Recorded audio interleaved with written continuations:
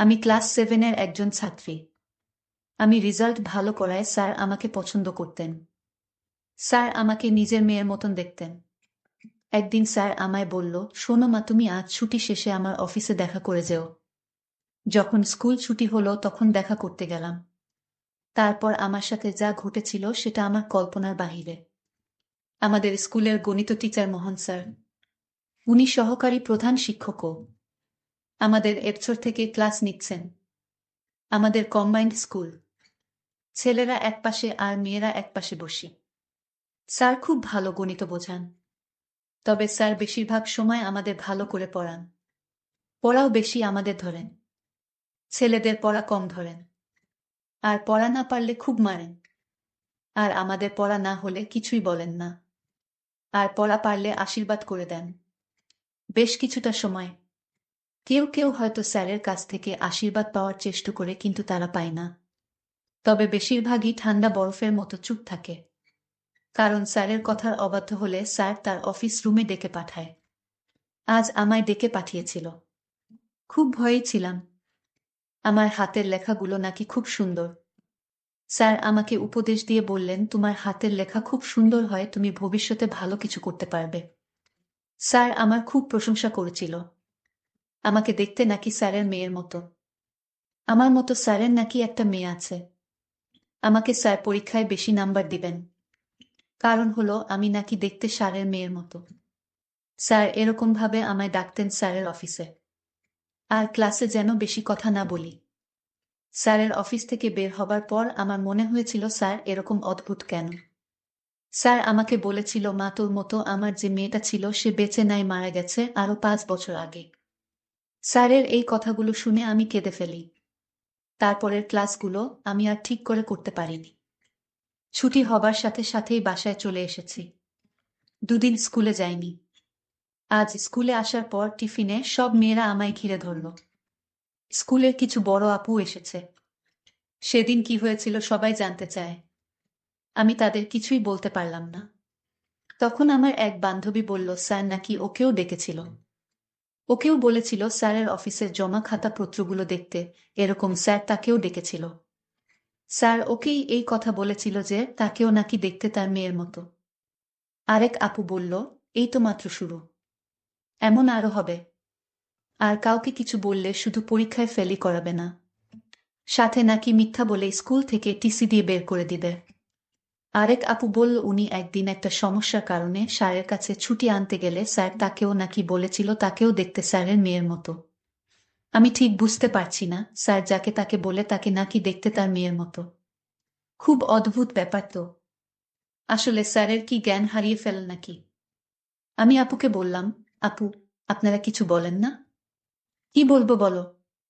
কিছু একটা তো করেন। এভাবে আর কতদিন? আর কেন এই চুপ থাকা? তুমি ঠিক যে কারণে চুপ হয়ে আছো। আর কাকে বলবে বলো? স্যার কাউকে জানানোর সুযোগই দেয় না। 2 সপ্তাহ পর আমাদের প্রধান শিক্ষক সবাইকে অ্যাসেম্বলিতে দাঁড় করিয়েছেন। আমাদের প্রধান শিক্ষক খুবই ভালো। মাটির মানুষ। আমাদের সাথে স্যারের দেখা খুবই কম হয়। স্যার নানা কাজে ব্যস্ত থাকেন। তবে যখনই দেখা হয় আমাদের সাথে খুব হেসে মায়া দিয়ে কথা বলেন। কিন্তু আজ স্যার হাসছেন না। সবার দিকে কেমন করে তাকিয়ে আছেন। হঠাৎ করেই বলা শুরু করলেন, আমাকে তোমরা ক্ষমা করো। আমি তোমাদের যোগ্য নই। আমি স্কুলটাকে আদর্শ স্কুল করতে গিয়ে তোমাদের দিকেই খেয়াল করিনি। তোমরা কিসে কষ্ট পাচ্ছ বুঝতে পারিনি। আজ থেকে কোনো শিক্ষক কাউকে মারবেন না। তোমরা আর শিক্ষকের কাছ থেকে অবহেলাও পাবেন। তোমাদের আর কোনো শিক্ষক মারতে পারবে না। আর আজ থেকে ছেলেদের সকল সমস্যার জন্য একজন পুরুষ শিক্ষক আর মেয়েদের জন্য মহিলা শিক্ষক থাকবে। নিজেদের সকল সমস্যার কথা তাদের জানাবে। ছুটির প্রয়োজনে তারাই ছুটি দিবে। এরপরও কারো সমস্যা থাকলে আমায় জানাবে। দয়া করে কেউ চুপ থাকবে না। পরে আমরা জেনেছিলাম স্যারকে কে যেন চিঠি দিয়ে সব জানিয়েছিল। স্কুলের শিক্ষকের এরকম লেখাপড়ায় অবহেলা করার জন্য তার বিরুদ্ধে চিঠি লিখেছিল। আমি স্কুল থেকে বাড়ি ফিরলাম। আর মনে মনে চিন্তা করলাম, স্যার যাকে তাকে নিজের মেয়ে মনে করে। এটা তো একটা অদ্ভুত ব্যাপার। না, এই স্কুলে পড়ালেখা তেমন ভালো হয় না। আমি এই স্কুলে লেখাপড়া করব না, মনে মনে সিদ্ধান্ত নিলাম। আমি বাড়িতে গিয়ে বাবাকে বললাম, বাবা, যদি আমাকে লেখাপড়া করাতে চাও তাহলে আমাকে একটা মহিলা মাদ্রাসায় ভর্তি করে দাও, যেখানে আমি হিজাব পরে মাদ্রাসায় যাব। বাবা আমার কথা শুনে বাবা বলল, দেখো মা, আমি কিছুদিন পর তোমাদের অন্য শহরে গিয়ে বাসা রাখব। মা, আর কিছুদিন লেখাপড়াটা করো, তারপর শহরে গিয়ে তোমার যা যেখানে ইচ্ছা সেখানেও লেখাপড়া করতে পারবে, আমি কোনো বাধা দিব না। আমি বললাম, বাবা, তাহলে কতদিন পর শহরে উঠবা? বাবা বলল, তুমি ক্লাস 8-এ যখন উঠবে তখন চলে যাব। আর বেশি দিন ওয়াট করতে হবে না, মাত্র 6 মাস। ভুলেই গেছি আমার পরিচয়টা দিয়ে দেয়। আমার নাম ইসরাত। আমি 7ম শ্রেণীতে পড়ি। আমার বাবা একজন ব্যবসায়ী। আমরা 2 বোন, 1 ভাই। সবার বড় হচ্ছে আমার বোন, নাম হেলেনা, বিয়ে হয়েছে, প্রায় 5 বছর হবে। আমার বড় ভাই শিহাব এইবার কলেজে ইন্টার সেকেন্ড ইয়ারে পড়ে। আমার পরিবারের মধ্যে আমি সবার ছোট, তাই সবাই আমাকে চোখে চোখে রাখে। আমরা থাকি নানার বাড়িতে।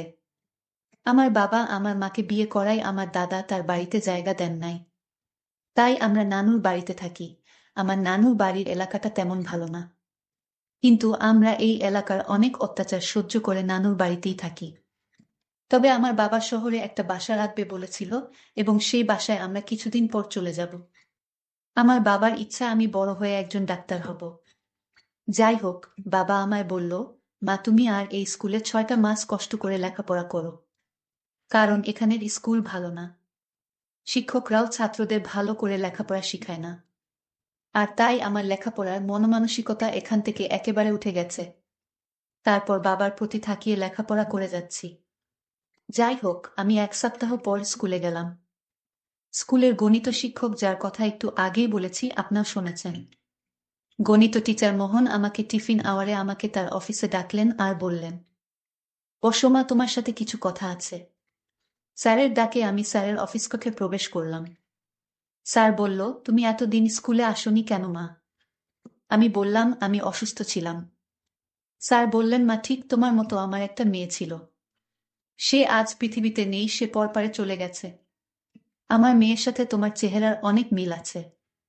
আমি স্যারের কথাগুলো মন দিয়ে শুনছিলাম।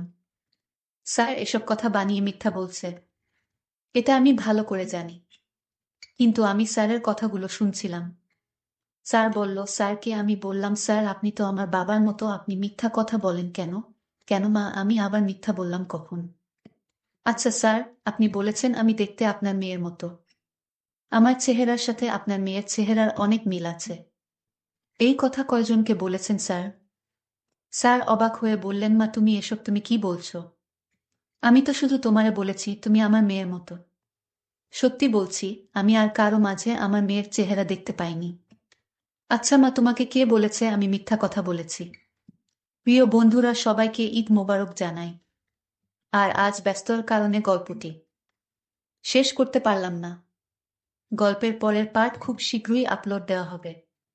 আজ ঈদের রাত, তাই আজ শেষ করতে পারলাম না। গল্পটি পরের পার্ট শুনতে চাইলে চ্যানেলটি সাবস্ক্রাইব করে পাশে থাকুন। ধন্যবাদ।